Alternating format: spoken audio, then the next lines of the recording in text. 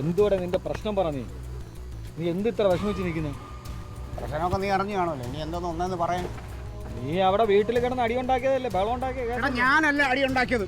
എന്റെ അളിയെ കാണിച്ച തോന്നിയ ദിവസമൊക്കെ നീ അറിഞ്ഞില്ലേ? നിന്റെ അളിയെ എന്തോ കാണിച്ചു?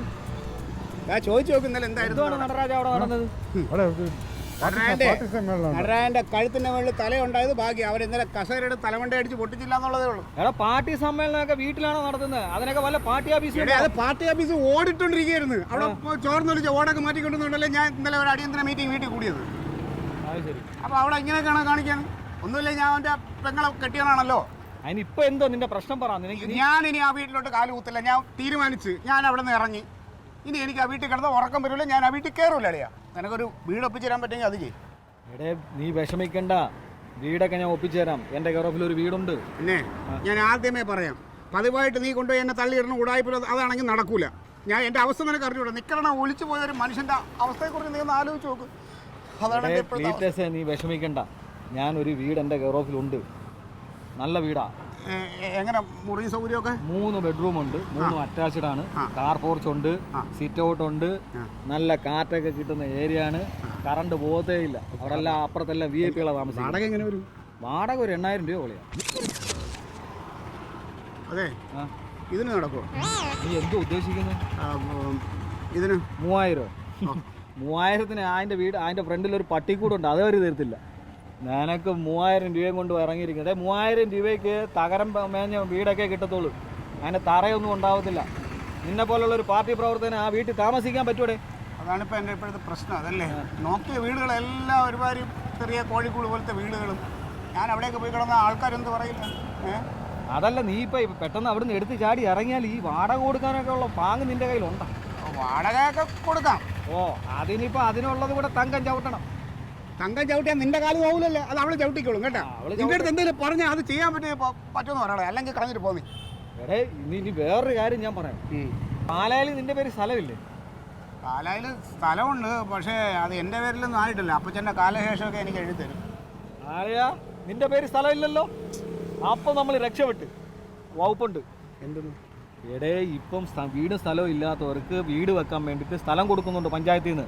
അതെനിക്കറിയാം. ഞാനും 3-4 പേർക്ക് വാങ്ങിച്ചു കൊടുത്തല്ലോ. 4 സെന്റ് സ്ഥലം കൊടുക്കണുണ്ടല്ലോ. അപ്പൊ നീ ഓരോരുത്തർക്ക് ചെയ്തു കൊടുക്കുന്നുണ്ട്. സ്വന്തം കാര്യം വന്നപ്പോ നിനക്ക് ചെയ്യാൻ മേല അല്ലേ? അയ്യേ, ആ സ്ഥലമൊക്കെ ഞാനൊക്കെ മേടിച്ചിട്ട് വീട് വെക്കാന്ന് പറഞ്ഞാൽ മോശം. അത് പാവങ്ങൾക്ക്, ഇതില്ല, നിവർത്തിയില്ലാത്തവർക്കാണ്. എടേ അതൊന്നും ഒരു വിഷയമുള്ള കാര്യമല്ല. അത് ആരെങ്കിലും പറഞ്ഞു കഴിഞ്ഞാൽ ചെറിയ സെറ്റപ്പ്, പാർട്ടി മീറ്റിംഗ് ഒക്കെ കൂടാനുള്ള ഒരു സെറ്റപ്പ് എന്ന് നീ പറഞ്ഞാൽ പോരെ? എടേ നീ ആ സ്ഥലം എടുത്ത് രജിസ്റ്റർ ചെയ്ത് നിന്റെ പേരിലായി കഴിഞ്ഞാൽ ബാങ്കിൽ കൊണ്ടുപോയി ലോൺ എടുക്കാം. അതൊക്കെ കിട്ടും, ലോൺ കിട്ടും. പക്ഷെ എന്നാലും ഞാൻ അവിടെ വീടൊക്കെ വെച്ചിട്ട് അത് മോശമല്ലേ, അതൊന്നും ശരിയാവൂല. എടേ നീ ഞാൻ പറയുന്ന കേക്ക്, ലോൺ എടുത്തു കഴിഞ്ഞാൽ ഈ വാടക കൊടുക്കുന്ന പൈസ പോരെ ലോൺ അടഞ്ഞു പോവില്ലേ? എടേ നടരാജ ഒന്ന് പറഞ്ഞു കൊടുക്ക്. അപ്പൊ അങ്ങനെ സ്ഥലം വാങ്ങിച്ചിട്ട് അവിടെ വീട് വെക്കല്ലേ? പിന്നല്ലാതെ ആരെങ്കിലും ചോദിച്ചാൽ നമ്മളെ പാർട്ടി ഓഫീസാണ്, പാർട്ടി മീറ്റിംഗ് ആണെന്നൊക്കെ പറയാല്ലേ? ചെറിയ ഇടത്താവളമാണെന്ന് പറഞ്ഞാൽ മതി. എന്നാ പിന്നെ അത് ചെയ്യാം. അപ്പൊ അതിന് വേണ്ട ഏർപ്പാടുണ്ടാക്കാം അല്ലേ? ലോൺ ഞാൻ എടുത്തു തരാളിയാ. ബാങ്കിലെ മാനേജർ എന്റെ പരിചയക്കാരനാ. ലോൺ ഞാൻ റെഡിയാക്കി തരാം. അപ്പൊ ഞാൻ ഈ സ്ഥലം വാങ്ങിക്കാനുള്ള ബാക്കി അതിനുള്ള ഏർപ്പാട് നോക്കും. ഞാൻ എന്റെ ഡോക്യുമെന്റ്സ് ഒക്കെ റെഡിയാക്കാം. നാത്തൂനെ, നാത്തൂനെ,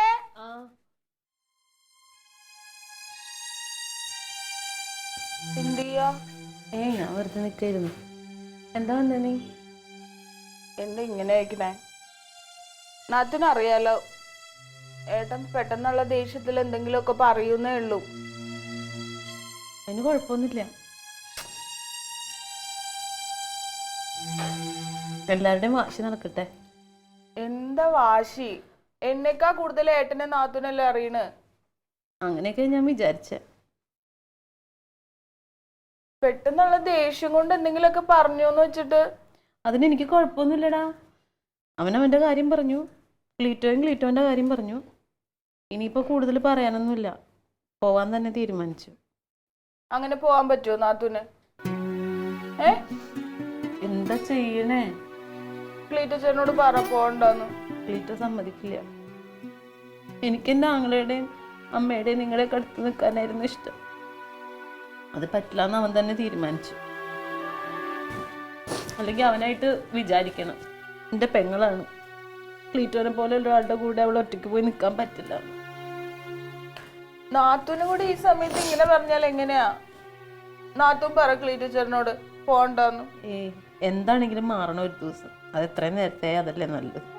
അതിങ്ങനെയാണോ വേണ്ടത്? ഇവിടുന്ന് വഴക്കിട്ട് പോയ സമാധാനം കിട്ടുമോ? ഇല്ലെന്നേ, വഴക്കൊന്നുമില്ല. ആർക്കാ വഴക്ക്? വഴക്കൊന്നുമില്ല. പക്ഷെ എനിക്ക് ഭയങ്കര അഹങ്കാരമായിരുന്നു. എന്തിനെന്റെ ആങ്ങളെ കൂടെ ഉണ്ടാവും വിചാരിച്ചു. വിഷമിക്കല്ലേ? നാത്തൂന് തോന്നണ്ട നിങ്ങൾ ഇവിടുന്ന് പോയ ഏട്ടൻ സമാധാനായിട്ടിരിക്കുന്നു. അതിന് ദൂരോട്ടൊന്നും അല്ലല്ലോ, ഇടയ്ക്കൊക്കെ വന്ന് കാണാലോ. അത് പോരാ, ക്ലീറ്റച്ചനോട് പറ പോണ്ടെന്ന്. പറഞ്ഞോ?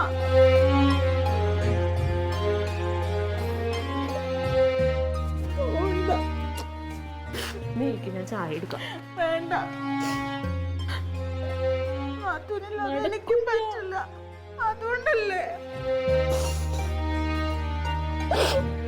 നീ എന്തൊക്കെ പറഞ്ഞാലും ശരി, നീ ഈ ചെയ്തത് ശരിയായില്ല. അമ്മാവനെ എന്തറിഞ്ഞിട്ടാണ് ഈ പറയണത്? എടാ, അങ്ങനെ അവൻ ഇവിടെ ഒരു യോഗം കൂടിയെങ്കിൽ തന്നെ അവൻ ഒറ്റയ്ക്ക് വിളിച്ചു നിർത്തിയിട്ട് സംസാരിക്കാലോ. ഇക്കണ്ട അണികളുടെ മുമ്പിൽ വെച്ചിട്ട് നീ അവനെങ്ങനെ സംസാരിച്ചപ്പോ സ്വന്തം വീട്ടിലെ പോലും വിലയില്ലാത്തൊരു പട്ടിയായില്ലേ അവൻ. എന്താണ് അമ്മാവൻ? ഞാൻ എന്താ അങ്ങനെ സംസാരിച്ചിട്ടുണ്ടോ? ഞാൻ അവരോട് പറഞ്ഞു, മുമ്പ് പറഞ്ഞതാണല്ലോ ഇവിടെ വെച്ചിട്ട് ഈ പരിപാടികളൊന്നും നടത്തരുതെന്ന്. ഞാൻ അവർ നടത്തണമെന്നുണ്ടെങ്കിൽ അവന്റെ വീടിന് ഉമ്മർത്തായിക്കൂടെ? അതെ, ഇവനൊരു നേതാവാണ്. വാർഡിൽ ഓരോ വീട്ടിലെങ്ങനെ മീറ്റിംഗ്, ബൂത്ത് മീറ്റിംഗ് നടത്തണം എന്ന് പറയുമ്പോൾ അവനൊരു നേതാവ് എന്നുള്ള സ്ഥലക്ക് ഇവിടെ നടത്തേണ്ടത് അവന്റെ ഒരു അവകാശമല്ലേ?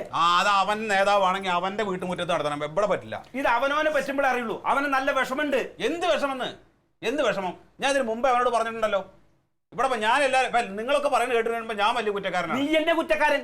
ഇതാ അമ്മാവ, ഞാൻ പറഞ്ഞ ഇഷ്ടപ്പെടില്ല. അതുകൊണ്ടാ നിങ്ങൾ ഇരിക്കുമ്പോ ഞാൻ പറയണത്. കനക, നിന്റെ എടുത്തിയാട്ടം നിർത്തണം. ആരോട് എപ്പോഴും എന്തിനു സംസാരിക്കുന്നു ആലോചിച്ച് വേണം സംസാരിക്കാനുള്ളത്. ആളും തരവും കണ്ട് സംസാരിക്കണം. അവന് വെട്ടൊന്ന് മുറി രണ്ട്, ഈ സ്വഭാവം അത് നിർത്തണം.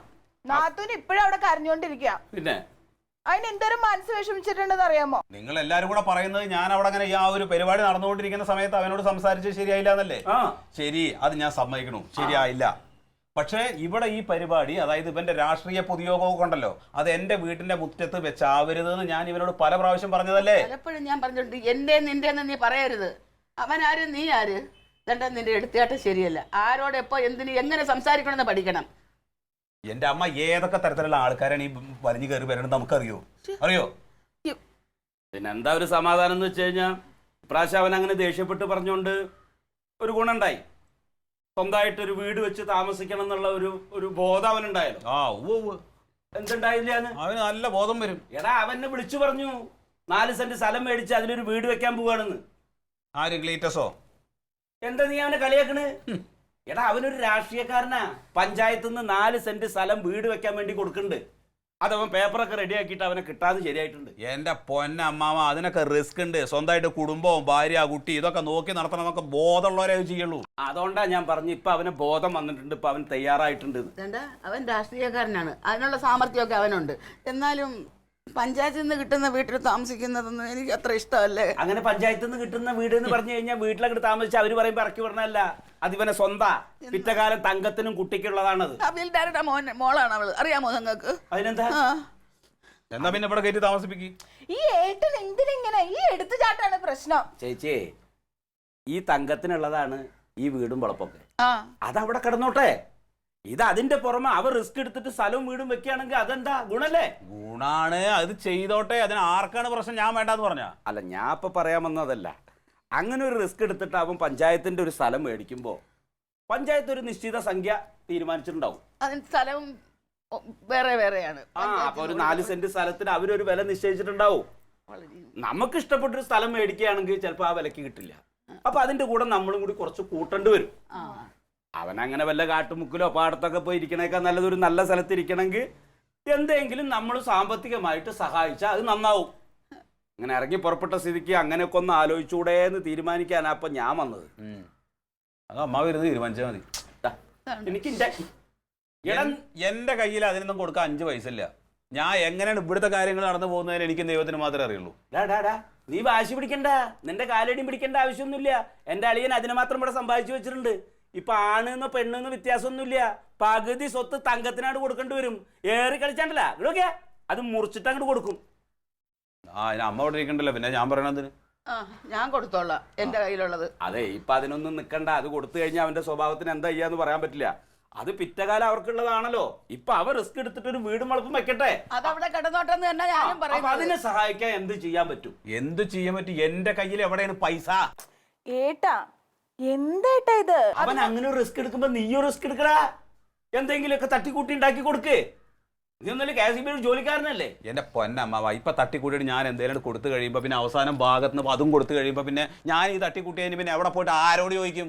കൊന്താൻ കിട്ടും എനിക്ക്. അവൻ കൊടുക്കണ്ട, എന്റെ കയ്യിലുള്ളത് ഞാൻ കൊടുത്തോളാം. ഞാൻ പറയുന്നത് കേക്ക്. ഞാൻ എന്നെ കൊണ്ട് കഴിയുന്ന എന്തെങ്കിലും സഹായം ചെയ്യാം. അത് മതി. ഇപ്പൊ ചേച്ചിയുടെ കയ്യിലും എന്തൊക്കെ പറഞ്ഞാലും എന്തെങ്കിലുമൊക്കെ കാണും. ആങ്ങളാന്നുള്ള സ്ഥിതിക്ക് നീ എന്തെങ്കിലുമൊക്കെ കരുതിയിട്ട് കൊടുത്താൽ അതൊരു ഗുണത്തിൽപ്പെടും. ആ എല്ലാരും അതാ പറയണെങ്കിൽ ആയിക്കോട്ടെ. ഞാൻ എന്തെങ്കിലും ചെയ്യാം, എന്നെ കൊണ്ട് പറ്റണ ഞാൻ ചെയ്യാം. അല്ലാണ്ടപ്പോ ആ വീടും വളപ്പം നീ വെച്ചു കൊടുക്കുകയാണെങ്കിൽ പഞ്ചായത്തിനെ ആശ്രയിക്കണല്ലോ. നീ ആയിട്ട് ചെയ്താൽ പോരെ? അല്ല പറയുക. ഒന്നും വേണ്ട, തക്ലീനെങ്കിലും ആലോചിക്ക്. അങ്ങനെ ചെയ്യല്ലേ? ചെയ്യാതെ അമ്മാവനും അമ്മയും എല്ലാരും കൂടെ കൂടിയിട്ട് ഈ സമയത്തെങ്കിലും നിന്റെ കള്ളലക്ഷണമുള്ള മുഖം ഒന്ന് മാറ്റിയിട്ടൊന്ന് മനസ്സ് തുറന്നു മോള്. എന്റെ അമ്മാവ ഞാനും ചെയ്യാന്ന്.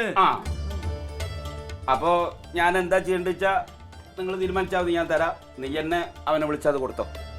അതൊക്കെ അമ്മ കൊടുത്താ മതി. അതൊന്നും വേണ്ട, പിണങ്ങിയിട്ട് പോണ്ട. നീ കൊടുക്കുമ്പോ ആ പിണക്കൊക്കെ തീരും. എപ്പോഴും കുടുംബം ആവുമ്പോ ഒരുമിച്ച് ജീവിക്കണം. നീ വേണം മുൻകൈ. എന്റെ അമ്മ എനിക്ക് പണക്കൊന്നുമില്ല, അവര് നന്നാവണം. നല്ലതല്ലേ? ആണല്ലോ. അപ്പൊ എപ്പോഴാച്ചാ ഇതാ പറയുന്നത്, ഇവൻ പാപമാണ്. ഇവന്റെ സംസാരമാണ് ശരിയാവാത്തത്. എടുത്തിയാട്ടോ. എടുത്തിയാട്ടോ.